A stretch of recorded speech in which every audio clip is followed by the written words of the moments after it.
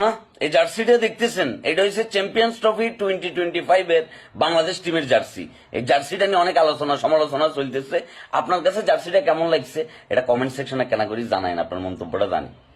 এই জার্সিটা অনেক আগের জার্সি এবং এই জার্সিটা অন্যরকম একটা ব্যাপার ছিল, মনে হচ্ছে বিশাল একটা টিম স্পিরিট ক্যারি করতো জার্সিটা। তখন যদিও ক্রিকেটে আমাদের ওই রকম ভালো একটা অবস্থান ছিল না, বাট জার্সিটা দেখতে অন্যরকম একটা ভালো লাগা কাজ করতো। আর এই যে জার্সিটা দেখতে পাইতেছেন, এটা হইতেছে আমাদের আবেগ। হাবিবুল বাসার ভাইয়া, নাজমুল ভাইয়া, ওই যে তাপস বৎসরে দেখা যাইতেছে হিন্দি চুলের যে কাটিং ছিল তখন, ওই টাইমে বাংলাদেশ একটা ম্যাচ সম্মানজনক ভাবে হাইতো, এটাই আমাদের কাছে বহুত বড় একটা ব্যাপার ছিল। এটা কে, নাফিস ইকবাল নাকি? মানে এই জার্সিটা দেখি দেখি আমরা মনে হয়েছে বড় হয়েছি। তখন আমি স্কুল লেভেলে ছিলাম, স্কুল লাইফে পড়তাম। এই জার্সিটার ভিতরে অন্যরকম একটা ব্যাপার ছিল কাকা, একটা অন্যরকম একটা স্পিরিট ছিল। এই জার্সিটা, এটা তো আরো দারুণ, ঠিক আছে, এটা তো দেখাইলাম অলরেডি। কিন্তু এইবারের জার্সি হচ্ছে এইটা, এবং এই জার্সিটা নিয়ে, জার্সির ডিজাইন নিয়ে নানান ধরনের কথাবার্তা হইতেছে। আপনার কি মন্তব্য সেটা আপনি জানান।